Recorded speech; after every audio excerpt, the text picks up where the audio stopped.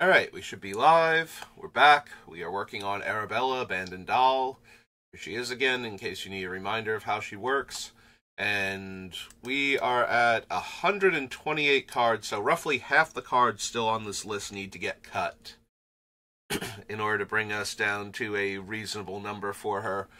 So this is the first recording after the pre-release. It went about as well as I could expect it to go. We only got to do 3 events. The one of the places I play at had product issues and did not get it in time. We did manage to go to the other place we play at and hit their noon, or like afternoon event rather. It was closer to like 2 o'clock when it started. But I did go undefeated in both Friday events, and then my brother won the Saturday event that we wound up playing in, so all in all, I think it was a very good weekend. I got to do one incredibly dumb thing. So I did have Krenko Mob Boss, who is a reprint. He taps to make goblins equal the number of goblins you control. So I was already winning that game pretty handily, but getting to attack for over 200 points of damage. So I tapped Krenko. I had 12 goblins already in play, so I made 12 more goblins. And then I cast the artifact that, when it comes into play, it gets counters equal to the number of a creature type of your choice that's already in play, and then your creatures of that type get +X based on the number of counters on it.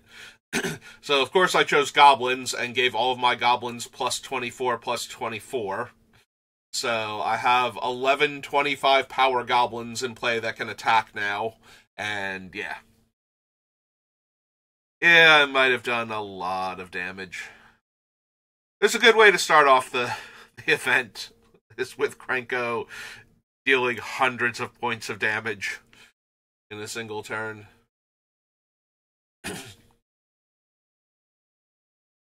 But yeah, past that, I mean, it's a core set, basically, so it's very simple and very straightforward. It's a lot more like Magic was a while back. Like, there are synergies, but it's more like, okay, there's a couple cards that go really well together, not we are all in on doing one thing. There are a couple cards that reward you for trying to do that, but not every single card in the set is, or in that color, is particularly good at that, to the point, like, that's true normally, but there's usually, like, overlap intentionally between certain strategies. You know, like, if you care about life gain in one deck, then there will be other cards that will synergize with the things, like, either the life gain payoffs, like, you know, if you go into another color, you get 1/1 counters matter, and so, you know, like a Johnny's Pride Mate is, I care about life gain and I care about 1/1 counters. There's stuff like that, but it feels less insistent. Like, basically the opposite of Bloomburrow, where in Bloomburrow you kind of needed to be all in on your strategy in order to do well. This one feels a lot more like you can just take the best card in your colors in the pack more often than not and still be fine. I don't know, we'll have to play with it more, especially in draft. Maybe it doesn't play quite like that in draft, but it did feel like, you know, the only reason the Krenko deck did above average is I actually had 7 goblins in the deck. I got 4 Fanatical Firebrands and a Frenzy Goblin, and 2 of the 3/2 Raid Goblins that come in with a 1/1 counter. So I had an entire suite of goblins in my already aggressive mono, well, not mono red, it was a red-white deck. So I had, like, all of this aggressive mono red stuff and Krenko, and it just happened that they were all goblins, so.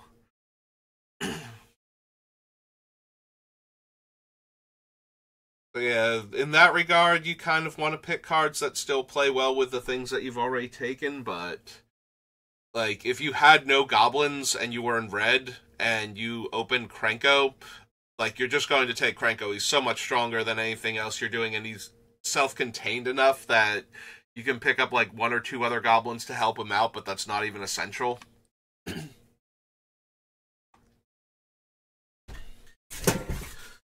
But yeah, so let's get back to Arabella, though.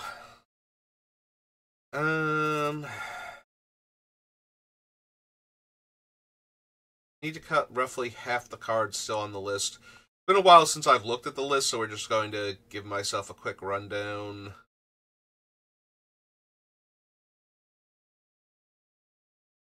Could still be Ensnaring Bridge. It's more of a cute trick than something that the deck desperately needs. And we're getting to the point where we need the stuff the deck desperately needs more than we need the cute tricks, I think.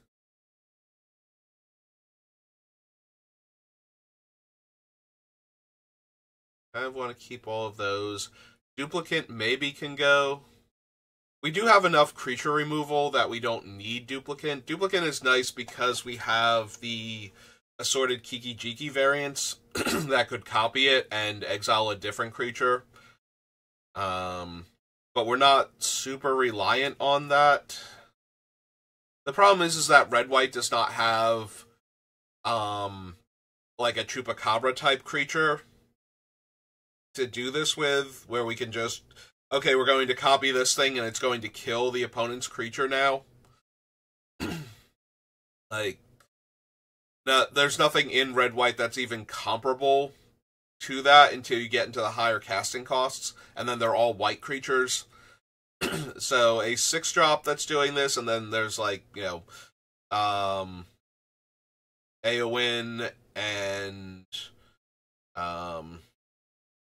Luminarch, Primordial, things like that. But at 6 mana, I think the Duplicate is our best option for it, but maybe we don't need it. I don't know, is this another deck where we don't really need the Sad Robot? We do kind of want to get to around 6 mana pretty consistently. I don't know that we need more than that, and I don't know that a 4-drop, like, we need to already be 2/3 of the way there in order to get us the last third of the way there. It's still fine, though. But maybe it's not good enough. Alright, so Duplicate's on the chopping block, Solemn Simulacrum's on the chopping block.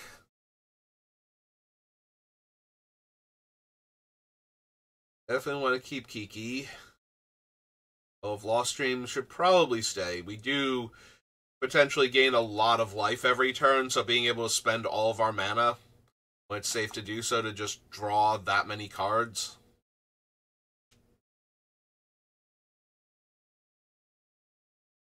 Warcraft, probably want to keep Darien. Austere Command is fine. It's possible we lose Malicious Pride. Every time I attack, I can pay white to make a Kifkin that's tapped and attacking. Like, I can pay white per attacking creature if I want to. So if our goal is to get to, like, 6 mana, we're realistically going to have, like, 4 white sources at that point. Like, most likely. Like, we're not going to have 6. We don't have enough dual lands for that. To have that consistently. So I'm pretty sure if we have 6 lands in play, like, at most 4 of them are going to make white mana, so we can make 4 extra 1/1s if we can attack with everything. Or if we can attack with multiple creatures. It is nice that we make more of them that are attacking if we're attacking with that many creatures, because we probably have a good attack at that point, or we just need to make more replacement bodies. Or we have something else going on like Reconnaissance, so any of those factors.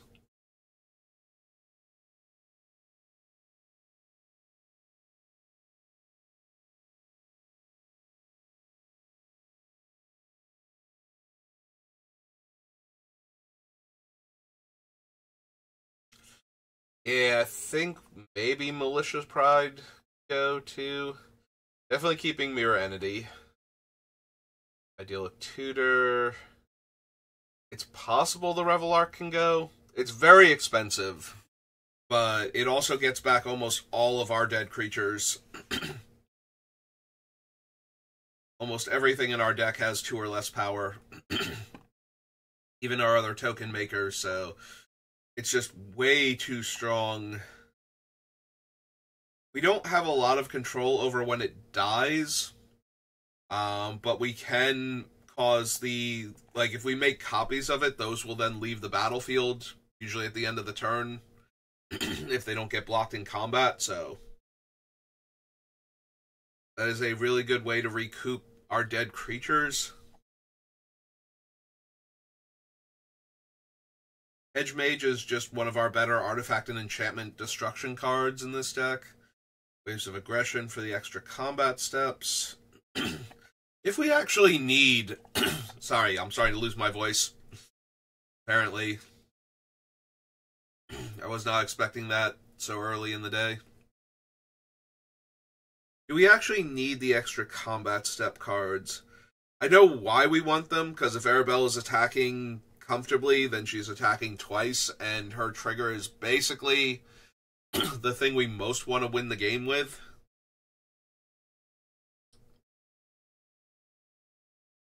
If her trigger is the main thing we want to win the game with, do we lose the Exalted cards?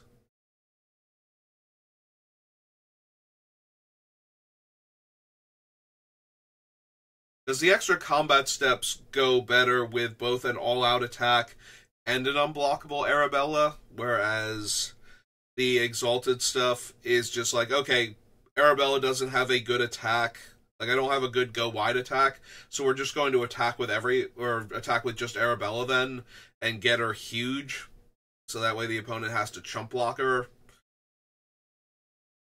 or lose their entire board to kill her. As long as they don't have, like, a Death Toucher or something, we're good. And then that way she gets to attack and get her trigger off. Maybe it is all the Exalted stuff can go. It's only, like, 4 cards, I think. It's the Angel, the Equipment, the Enchantment, and there might be one other one that I'm forgetting. But, yeah. Maybe I am back on the attacking with just Arabella. Like, sometimes that'll be correct, but when that is correct, we probably don't need all of the the pseudo-exalted stuff. It's probably good enough to have her just be able to attack. If she's getting enough of a bonus, it might still be correct to just jam with everything then. Like, if she would be getting, like, +20/+20, is that really better than attacking with all of our creatures? Sometimes. But I think the cases where that's true get narrower the more bodies we have, and the bigger the bonus she would have gotten. So. Also, we lose out on a lot of our creatures that have to attack in order to get more bodies onto the table. Like, if we're doing... Now, granted, if we're attacking with just her, it's probably not a good idea to be attacking with those anyway, which was one of the arguments for it, but...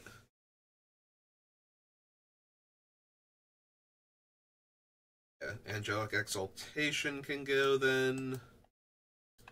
Yeah, that's... I'm thinking about this, and I'm, like, fast-forwarding to the other cards, but maybe don't do that. Maybe keep going over the cards. There was somewhere around here that I realized that maybe we should do that.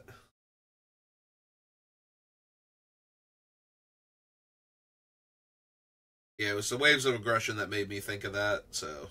Like, do I need all these extra combat step cards? And it's like, well, do I need all of the Exalted effects? Because I don't think I need both. Although it is hilarious when Arabella is just getting, +80/+80, because I had so many bodies in play, and she just gets to keep attacking. and getting that massive power and toughness boost, but I think if we're at that point, then we have already won the game anyway, so like she got to attack and probably just straight up kill a player and deal a ton of damage to the other ones still at the table, so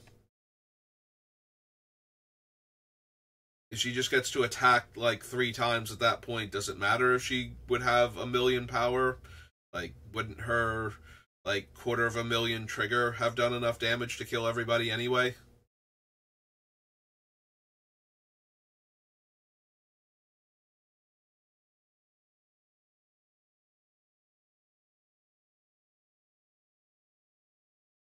Yeah, we probably want to keep Raid Bombardment then and Cavalcade, although maybe not. We'll have to see. There are attack triggers though, so if I'm going to run the extra combat steps, then they might be enough to finish the job. Of course, we have the Hell Rider in the same boat.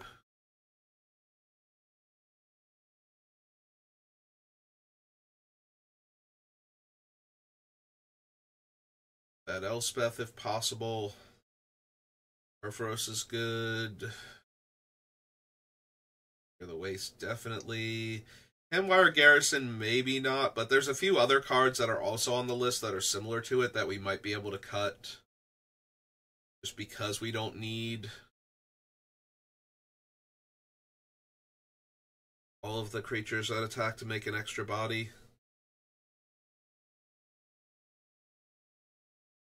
The biggest problem with the creatures that attack to make the extra bodies is making sure they live. And also, it's nice if the extra bodies live, because it doesn't really help past Arabella's trigger resolving. You know, if I make like 5 extra 1/1s, but they all die horribly in combat and don't trade with anything, then they didn't really matter.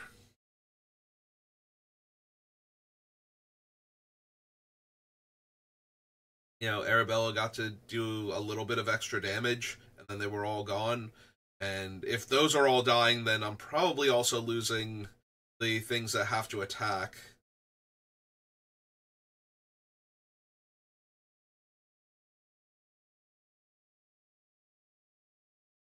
Army wonders if Dawn of Hope is too slow, but at the same time, it is one of our ways to draw extra cards. So maybe I need to reevaluate my card draw, see if there's room to cut it, or if we need it just because we don't have enough other things.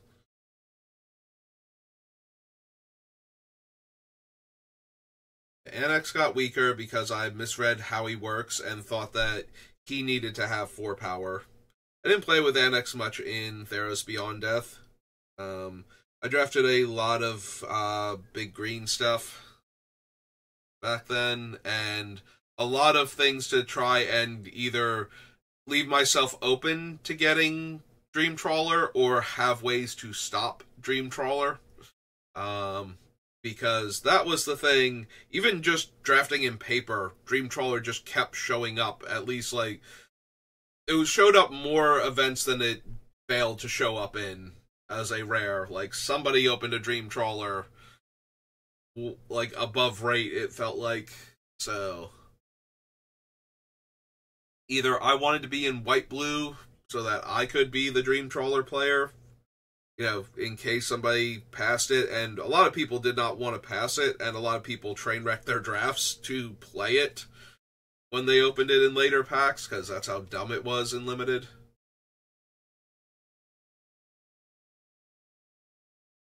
So yeah, I would normally grab, there was an artifact, it's the Entrancing Liar or something, and you could pay X and tap to tap target creature with power X or less. And so the idea was you would try to tap the Dream Trawler before it could attack. And if you could, you paid a little extra into it in case they had a way to draw a card at instant speed. And that way they could either discard the card and not attack with it in order to protect it from being tapped down forever, or They had to let it actually get tapped, and at that point, it doesn't matter if it gains power anymore, because it's not untapping as long as the Liar's in play and tapped. So, that was like one of my primary strategies for dealing with that card. But yeah, I did not get to play with a lot of red as a result in Theros Beyond Death. So I did forget that Annex. I forgot that Annex required the other creatures to be power 4 or greater, not for him to be power 4 or greater to have the other creatures die into 2/1/1s. Winota. Still need to figure out our human count by the end of it, because I think we still have enough humans that Winota is worth considering.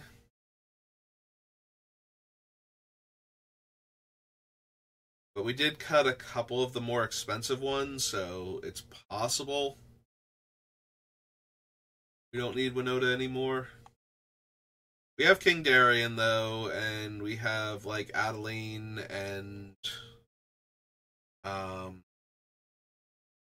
we have other ones that we would like to hit just to get extra card value, like, you know, finding Jolly Balloon Man.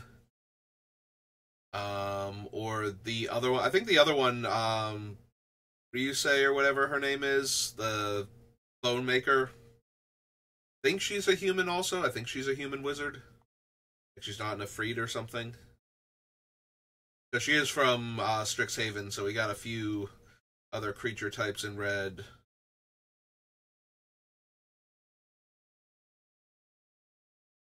Yeah, Adeline's fine for right now, or Adeline.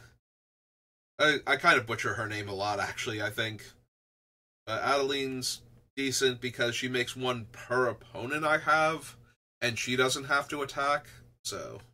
Now, granted, each one of those is attacking that player, so the odds of all of them surviving, or even most of them surviving, are pretty poor, but... If I had a good attack with the one creature, hopefully I have a good attack with at least one of the tokens also, because of that. Want to keep Fable. Lion Sash is our primary graveyard hate card. And Farewell is way too good. Rabble Rousing is just insane in this deck. Rabble Rousing is the one where I get to just turn everything sideways because I don't care. Because whatever you kill, I'm getting a replacement creature for it, and it just makes Arabella's trigger absurdly high. When you can literally double the number of small creatures you have in play. Myrel. I really want to keep Welcome. Again, we have to go over the card draw again, I think. Andrak is really strong. Hive is decent. Hive is one of the few 2-drops where I think I would cast it before Arabella, just to start making the extra tokens. Like, it doesn't matter to me that they are Toxic 1, other than that, it's not how I want to win, and therefore is a little annoying if we ever get to the point where we go wide enough with them to kill all of the players, but that should never happen. Like, if they're the only toxic things in the deck, I don't think we could even kill a single player with any kind of consistency. So, it's just more bodies at that point, and I would definitely run, I feel like, Bitter Blossom if I could, so Bad Bitter Blossom in my colors.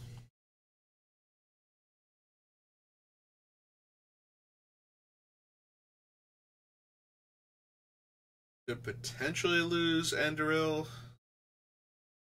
Don't think so, though. We could also potentially lose the Horn of Gondor. Krenko, at least, is always a goblin, whereas Horn of Gondor can be in play without any humans. But Krenko being a creature means he can also die, and then we don't get to make anything. And Horn of Gondor can live through a Wrath, and then we can play a single human and get it started again.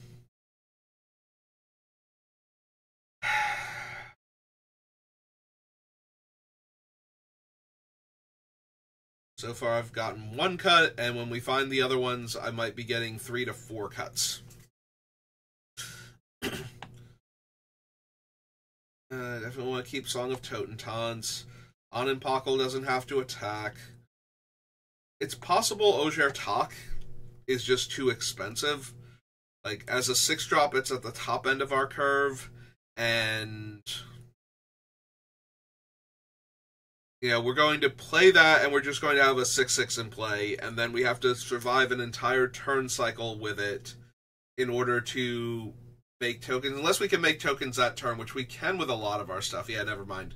We have enough stuff that will make tokens that Tak probably stays. Because even if we tap out for it, if I get to attack with any of the things that make tokens when they attack, that's probably good enough. Because a lot of them make 2, so that's making 6. Yeah, it's probably too good. Now, granted, a lot of things on the list are probably too good in general, so we have to figure out which ones we're going to bother with.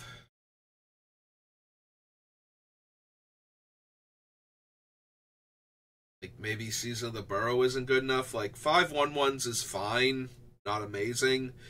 Killing 2 permanents and making a 1/1 is probably good enough, though. Like, I think that's the default mode on it, is I'm going to exile 2 permanents, let their controllers draw cards, and make a 1/1 to help with all of my other stuff. It's probably where I want to be with Season of the Burrow, and I think that's good enough. Yeah, maybe FOMO's too weak.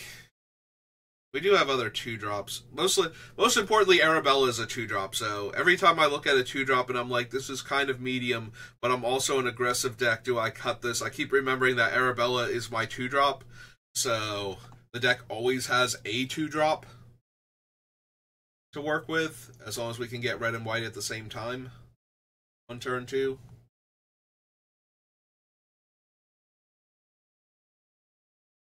So maybe FOMO goes.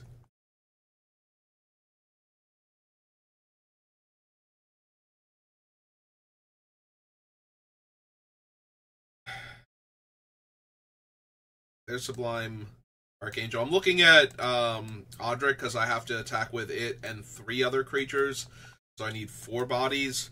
But that's not super hard to do in this deck, and not letting our opponents block is probably the most ideal thing we can do in this deck, so having a creature that attacks to falter their entire team, probably too good. It's a Sigil of Valor. That out.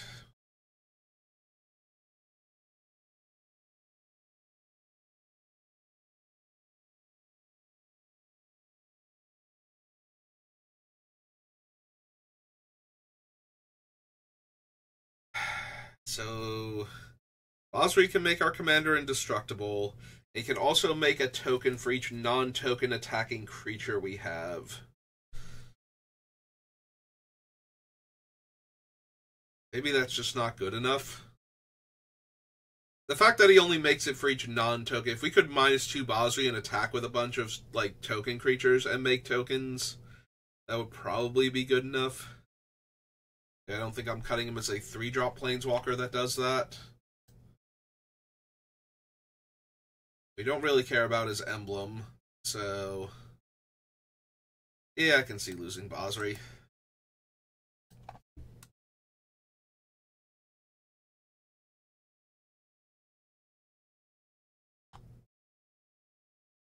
I want to keep the Talisman. Do want to keep Ajani.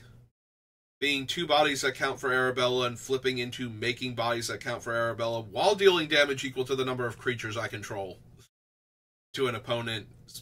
Like, just being able to do that. Like, if he didn't even make one, if it was just like, and I get to deal damage equal to the number of, little creatures that I have. And boy, do I have a lot of little creatures.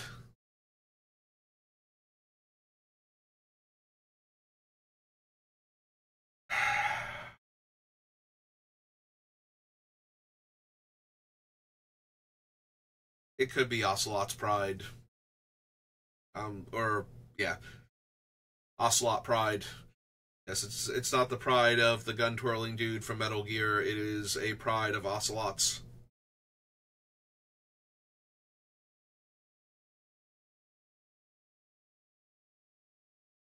Alright. You still want to keep most, if not all, of these. I have to figure out which ones I can cut. Yeah, Ryonia is a human. Alright. Storm of Souls. Concealment. Wallbreaker goes. Could cut Athari, so. It's the Imperfect, maybe not.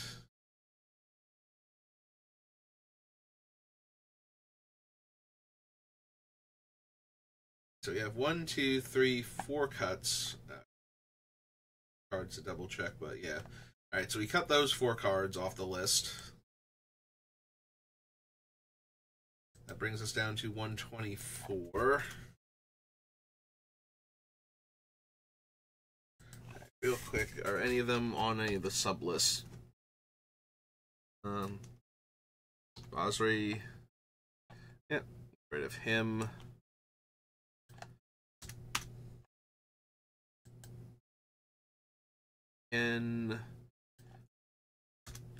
Is to protect Arabella.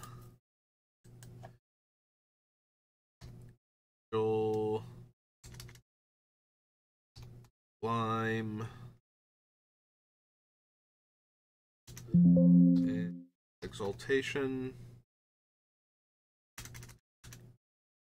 Alright. So that's all of them cleared off the list, and we are now down here in the sub list, so let's check and see if we have any more cuts we can make. Down here. Okay. Here's the original list. So we have our removal list. If I get rid of Duplicate, I don't think I want to get rid of Excise the Imperfect also, because I want another cheap way to exile a problematic card. And then if I give them the token, I probably don't care. If we got rid of Duplicate, we have Swords, Path, Sun's Champion, and Dusk is only good if they're big enough.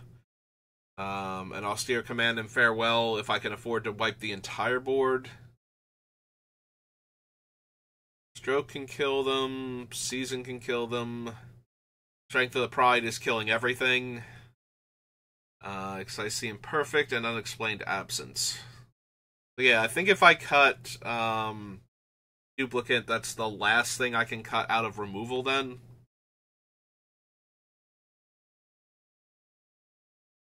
That's still a little dicey, so let's see if we can cut other stuff first, but Duplicate might wind up going.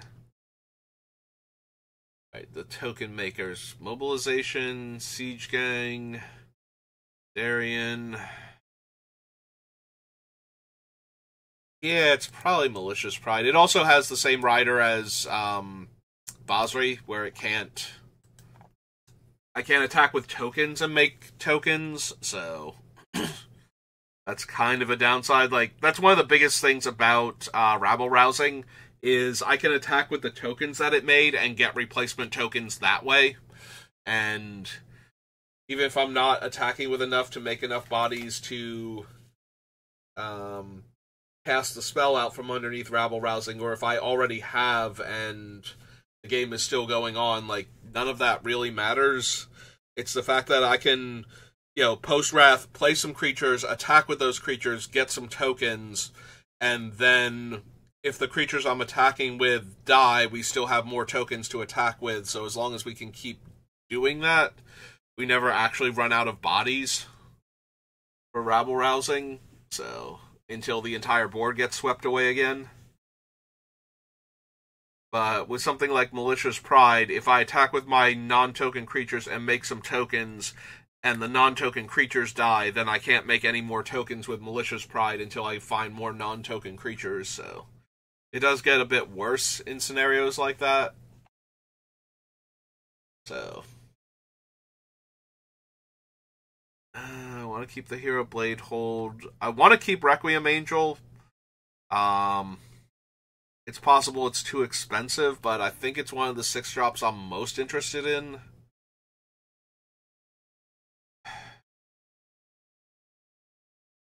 Possible we lose Visionary Augmenter. Also possible we lose Annex since he doesn't affect tokens. Obviously, otherwise the satyrs dying would give me more satyrs, and that would be a problem. Also, at that point, Goblin Bombardment just wins the game on the spot. Gonna sack this token, deal you a damage, get a fresh token, and yeah, there's almost no way to stop that, even. Like, it's Krosan Grip, I think.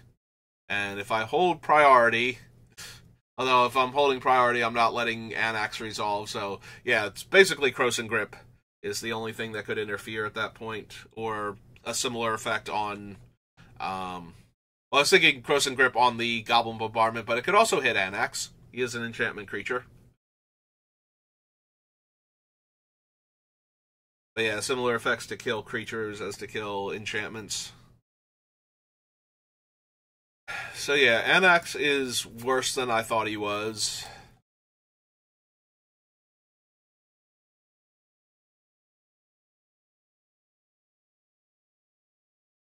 Yeah, maybe Legion's Landing is just too low impact.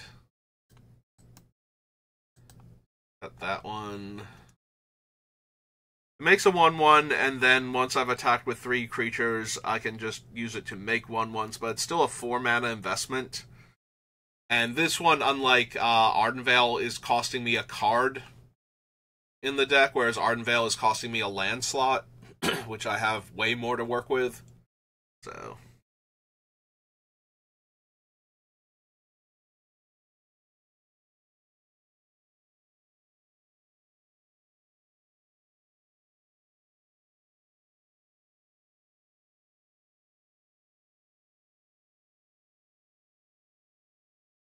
Andoril is fine, but I don't think it's essential.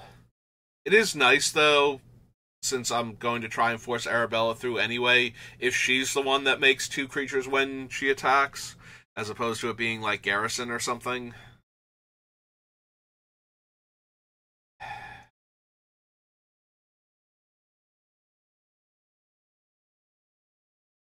And I can also just put the equipment on something else. Like, I can put it on the 1/1 spirits if they live, if one of them lives through combat, and then the spirits that it's making won't be attacking because the creature isn't legendary, but that does mean I can attack with the 1 spirit and make 2 of them.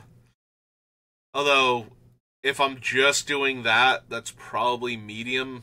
Like, at that point, it's because I don't have Arabella or she can attack safely, so I'm building up a token pile while I'm working on it until I can find a way to get her through or back into play or whatever. I think we have slightly better cards than Andoril at that point for that. Plus, I just have to make room.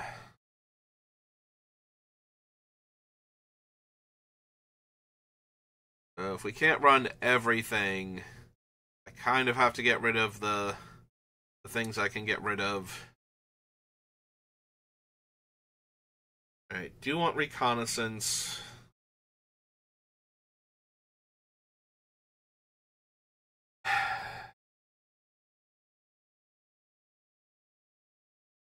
Things that keep Arabella alive. So what if we got rid of...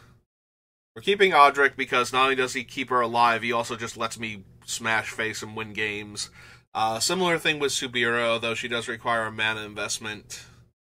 Maybe we don't need the frontline medic or the loyal unicorn. It does work on all of my creatures, though, which is super helpful.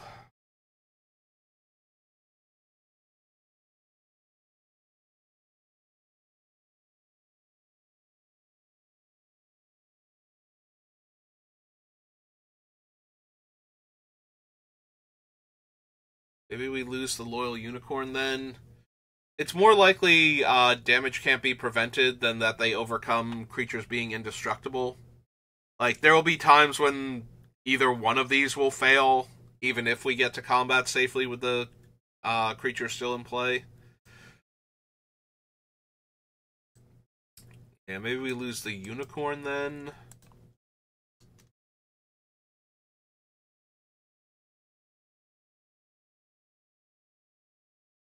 Do I need Mithril Coat, Darksteel Plate, and Brotherhood Regalia?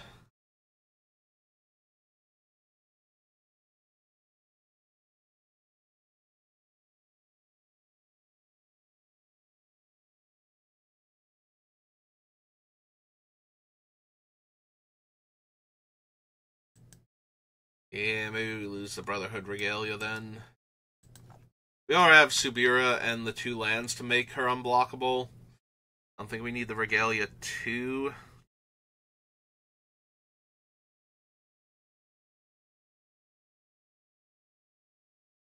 Alright, we do have an okay amount of card draw.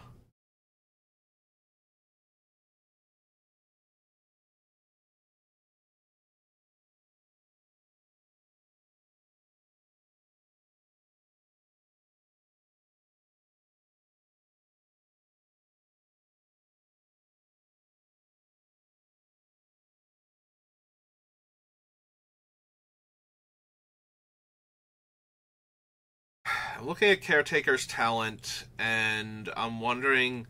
So, I don't normally make tokens that aren't within range of Welcome, like the Welcoming Vampire and Tokasha's Welcome. So...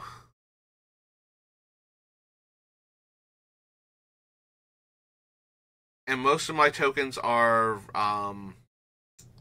redundant. Like, if I activate the second ability, it's probably just making another 1/1. And then drawing me a card. So, but as a general rule, I can make enough tokens, or I can make enough small creatures that any one of these would be triggering every turn anyway. Like, literally every turn, not just on my turn, potentially. Like, they're always going to trigger on my turn, and they can potentially trigger on the opponent's turns. But how likely am I to ever put a creature into play? Like, there are going to be times where I put a creature into play that's not a token and doesn't make tokens and triggers the other 2. You know, something along the lines of, like, tutoring, like one of the 1/1s that tutors for another creature, but then I can't play the other creature this turn. Yeah, I'm wondering if Caretaker's talent isn't secretly the worst one, because I don't make tokens of my other things as often. Like, the ideal for Caretaker's talent is to activate the second level and copy a token copy of, like, Siege Gang Commander or something. Like, I think that's the best Caretaker's talent can do, and a lot of the times it's not going to play like that. And all of my other things, like, wait, do I still have any of the, any of the other ones that care about tokens entering? Because if this is the last one that cares about tokens entering, then it can probably go. And I think that it is. I think we lost Benny and Idol of Oblivion. For much the same reason. I can definitely have a small creature enter on my turn, and I can usually make one on the opponent's turns also, with a lot of the cards in the deck. So it's just a matter of how often can I make tokens where I can't make non-tokens. And I think it, like, I'm not making non-creature tokens as a thing, and I'm not making giant tokens. So yeah, I think it might actually be Caretaker's Caretaker's talent then.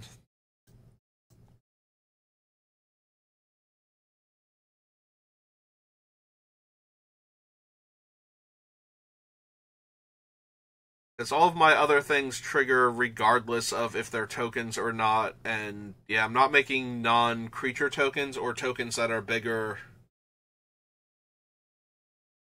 Alright, what about my extra combat steps?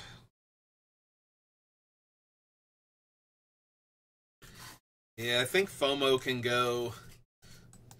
It stayed on the list for as long as it did because it's a little creature, and therefore counts for Arabella while potentially letting her attack again, but it's probably just too weak.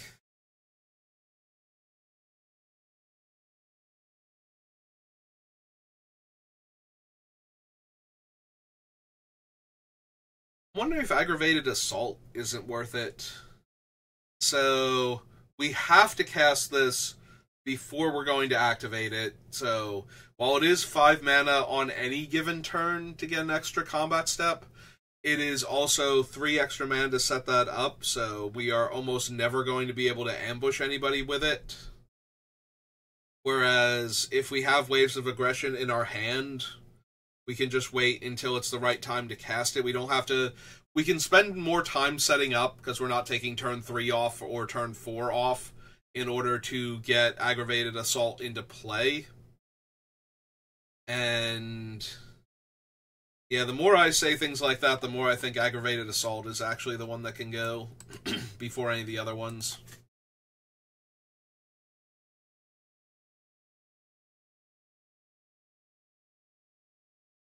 It's possible the Hexplate can go also, or Karlach.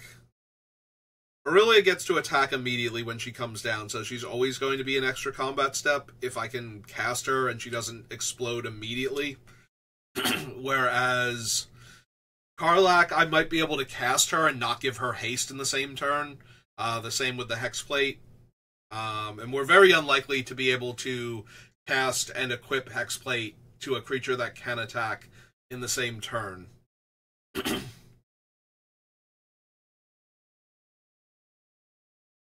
So maybe one of those can go. And down here in the augmented damage category,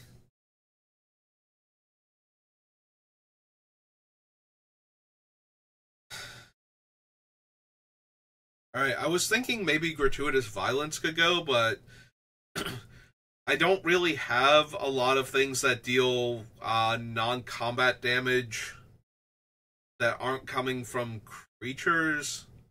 I guess the... no, so... hang on, my train of thought almost wandered into a error, into an error message there. So the argument is, I was thinking about cutting Gratuitous Violence for a second because it only affects my creatures. But I really only do damage with creatures. Like, I don't have a ton of... I think it's like Cavalcade of Calamity and... what's its name? Oh god, I'm blanking on it now. Ray Bombardment, I think, are the last two enchantments that are dealing damage.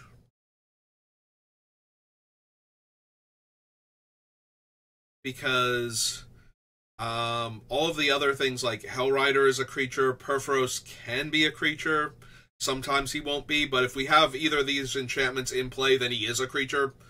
Because, you know, at that point, it's 4 out of 5 towards devotion to red. So it's nearly impossible for me to not have enough devotion for him to be a creature. I'm trying to think, like, how many other ways do I have to deal damage that aren't creatures to begin with? Because at that point, maybe Fiery Emancipation goes, because it costs 1 more mana than Gratuitous Violence, and it doesn't affect enough other things. Because Gratuitous Violence is going to increase my combat damage and all of my creatures' effects. And like I said, I'm pretty sure it's just those 2 enchantments that are consistently dealing damage and aren't creatures, ever. So... maybe we could lose Fiery Emancipation then. I want to keep City on Fire because we go wide enough that we can make enough tokens to pay for it, where the extra mana cost, not only is that less of an issue, we will probably get to the point where we're not actually paying mana for this thing. Or, paying a significantly less amount of mana so that we can double spell by tapping our guys.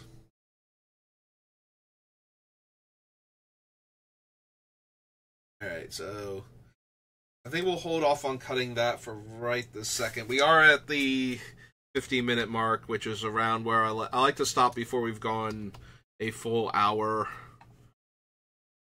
Malicious Pride is 1.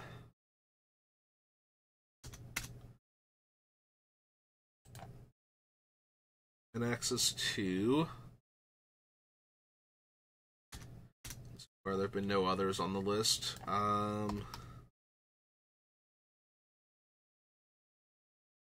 Keeping that one. Keeping that one.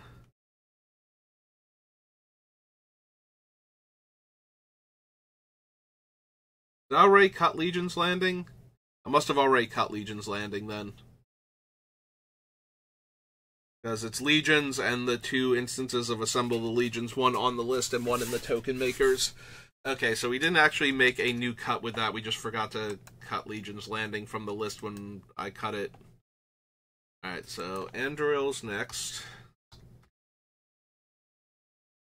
It's only got 1 entry left.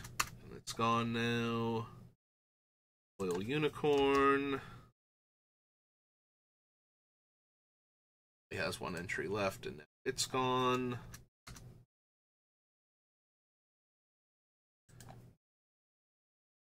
Let's search for Regalia.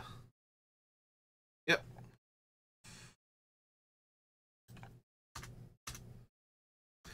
Because we have to type in Brotherhood in order to avoid Brothers' War and whatnot.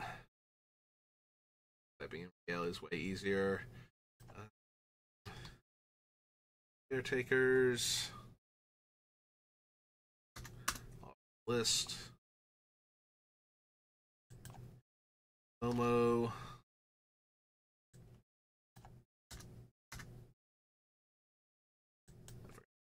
There's okay. And aggravated assault. Also last one on the list. Okay, so if we copy Wooded Foothills real quick. Brings us up to 9, so there were 8 on the list that are actually getting cut. So down to 116. Alright, we're making progress. I might even have Arabella done by the time Foundations, not by the time it's on, like, Arena or anything, but by the time Foundations is available, like, the actual release date this weekend, I might have it done. Maybe. Who knows? But yeah, that's going to do it for me for right now, so thank you for watching, and I will see you next time. Have a good rest of your day.